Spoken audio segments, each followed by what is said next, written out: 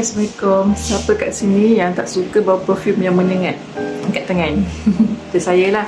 Saya nak sharekan perfume daripada Maison Z. Okay. Macam buka. Dia punya kotak memang premium korang. Dan ni dia punya botol perfume lah.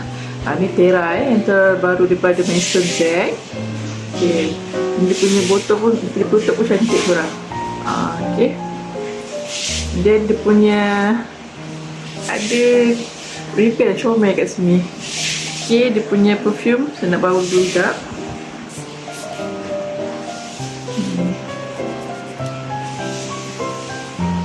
Bau dia wangi kurang.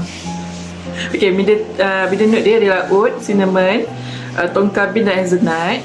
Dia punya base note adalah vanilla, sandalwood dan praline. Okay, dia punya long lasting dia tahan sampai 12 jam. Okay, untuk ni perfume ni sesuai pakai lelaki dan perempuan lah. Dia memang wangi korang.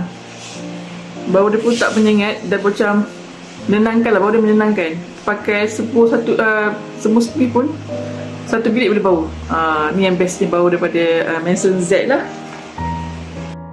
Okay, dan bau dia macam bauan vanilla, bau mahal. Macam bau tonka bean tu macam bau leather tau. So dia memang premium bauan dia tu. Korang bawah RM50. Cuma korang check dekat beg kuning berapa korang dapat.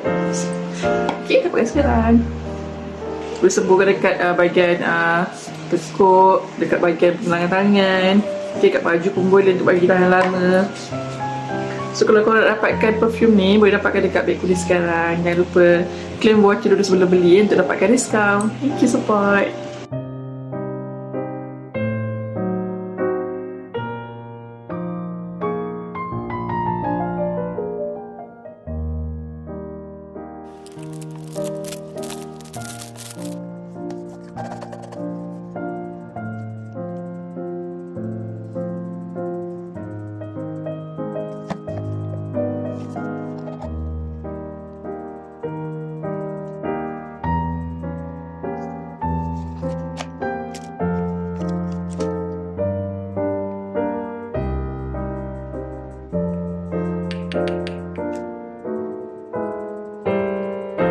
Thank you.